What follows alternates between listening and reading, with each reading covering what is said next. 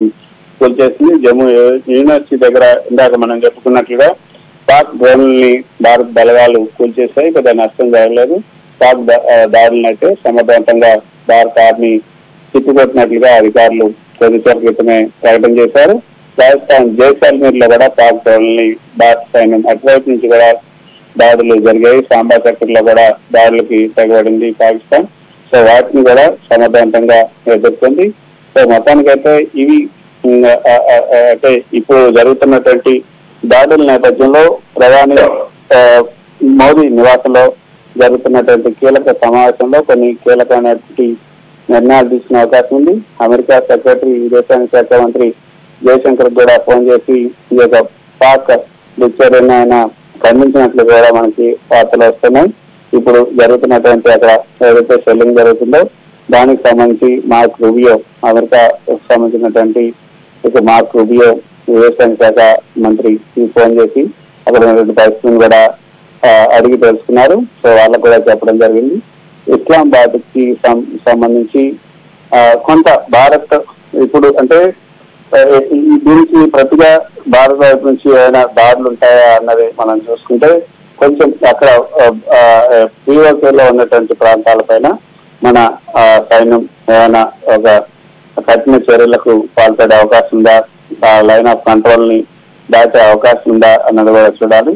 మరి line of control దాటి ground force army ముందుకెళ్ళి ఆ ఫోర్స్ ని దక్కించుకుంటుందా, ఆ ఫోర్స్ మీద దాడులు చేస్తుందా అన్నది కూడా చూడాలి. కాబట్టి రాత్రి సమయం కాబట్టి ఇప్పుడు నైట్ విషన్ ఉన్నటువంటి అత్యాధునిక ఆయుధాలతోనే ముందుకెళ్ళాలి. దానికి సంబంధించి సరైనటువంటి ఒక వ్యూహాన్ని పనాల్సి ఉంటుంది. అయితే ఇందాక మన భారత సైన్యమే పాకిస్తాన్ భూభాగంలోకి వెళ్ళి పెద్ద ఎత్తున నష్టం జరిగించినట్లుగా పాకిస్తాన్ రక్షణ శాఖకు సంబంధించినటువంటి అధికార ప్రతినిధి ఒక ప్రకటన కూడా చేశారు. అయితే దాని గురించి దాన్ని ఖండించడం కానీ లేకపోతే అది జరిగిందని కానీ ఏమి భారత ప్రభుత్వం అయితే పరిశీలించలేదు, ఏమాత్రం కూడా వాటిని ఖండించలేదు. భారత ప్రధాని మాత్రం ఈ పరిస్థితుల మీద ఎప్పటికప్పుడు సమీక్ష నిర్వహిస్తున్నారు.